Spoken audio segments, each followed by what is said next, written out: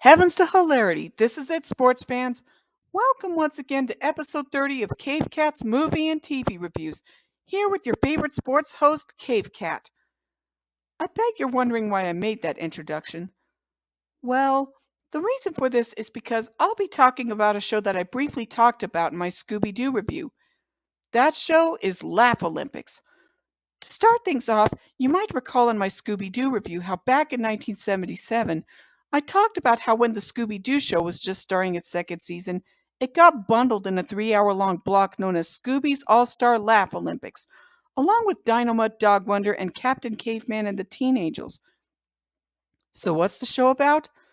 Well, it's basically one of the very first crossover shows featuring an ensemble cast of a lot of Hanna-Barbera's most famous characters, where they form teams and compete in various sporting events in different places all over the world, in a parody of not just the Olympics, but also the ABC series Battle of the Network Stars.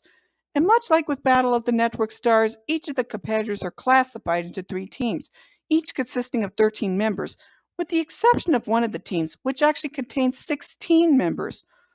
These teams consist of the Scooby Doobies, with Scooby Doo and Shaggy as the team captains, the Yogi Yahooies, with Yogi Bear and Boo Boo as the team captains, and finally the Really Rottens, consisting of a camaraderie of villainous characters, with Mumbly and the Dread Baron as the team captains. Here's a bit of a fun fact for you regarding the latter team. Originally, Hanna-Barbera was going to use Dick Dastardly and Muttley from Wacky Races, and one of its two spin-offs, Dastardly and Muttley and Their Flying Machines, in the show. Unfortunately, because the two shows, as well as its other spin-off, The Perils of Penelope Pitstop, were co-produced by Heater Quigley Productions, who were best known for producing several game shows, most notably Hollywood Squares, they still owned half of the rights to Wacky Races at the time.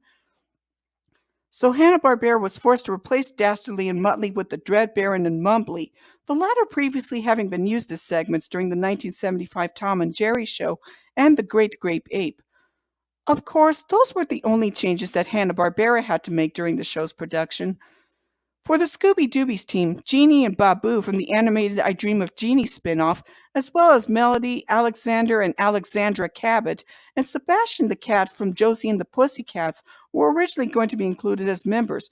But Columbia Pictures Television, which owned Jeannie at the time, wouldn't allow it, and neither did Archie Comics, which also owned the characters from Josie and the Pussycats. And much like what happened with Dastardly and Muttley, Jeannie and the characters from Josie and the Pussycats were scrapped and were instead replaced with Hong Kong Phooey and Captain Caveman and the Teen Angels. But Babu still remained as a member of the team since he was owned and created by Hanna-Barbera. Anyway, for each of the teams, the Scooby Doobies team consists of Scooby Doo, Scooby Dum, Shaggy, Tinker, and Speed Buggy, Blue Falcon and Dynamite, Hong Kong Phooey, Babu, and Captain Caveman and the Teen Angels, which are Brenda, Dee Dee, and Taffy, all of which are also characters from Hanna-Barbera shows from the 1970s, even though Scooby Doo first originated in the late 1960s, as I mentioned before.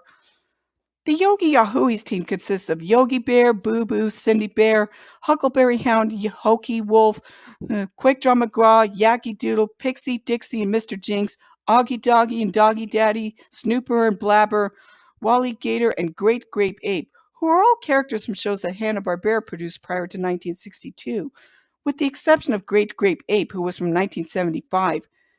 And finally, we have the Really Rottens, who, as their name implies, are a team comprised of original villain characters, consisting of Mumbly, the Dread Baron, Dinky, Dirty, and Dastardly Dalton, Mr. and Mrs. Creeply, Junior Creeply, and Orphle Octopus, the Great Fondue and Magic Rabbit, and Daisy Mayhem and Suey Pig. The MCs for this show are Snagglepuss and Mildew Wolf from the It's the Wolf segments from the Cat and Nougat Cats. And I have to admit, they actually bring a lot of charm to the show, commentating on what's going on during all of the events that are taking place. And as for the show itself, it's actually very entertaining and farcical, especially with the way that it parodies various Olympic events, both real and made up. I mean, let's face it, you're not going to get events like catching a leprechaun or riding a kangaroo across the outback in real life. And a lot of the characters from the teams play off each other pretty well, despite being establishing characters from different Hanna-Barbera shows. Even the villains are a lot of fun, because of the way that even in spite of the fact that they're really rotten, as their team name implies, A lot of them managed to be very hammy in their ways, especially Dread Baron and Mumbly.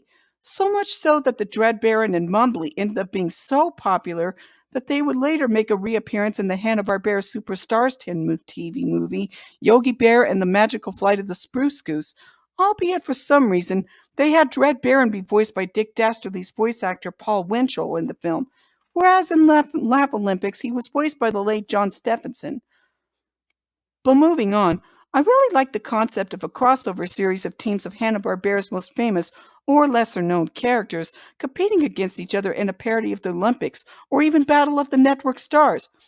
However, unlike Battle of the Network Stars, the show puts our characters into various places all around the world, such as the Swiss Alps, Paris, England, Ireland, Scotland, Africa, San Francisco, Arizona, Acapulco, Florida, the Ozarks, Australia, and many other places. It's a great way to take viewers all over the world and keep them on their toes to find out what shenanigans and antics that each of the teams to get to. As mentioned before, I find the show to be lots of fun, and for that, I will give Laff-A-Lympics 8 stars.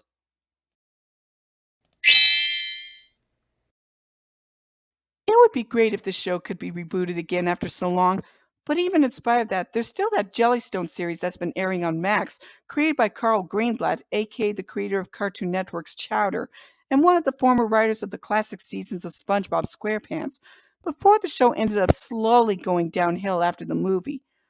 And not to mention when Robot Chicken did a parody of Laff-A-Lympics, parodying it in the style of the 1972 Munich Massacre.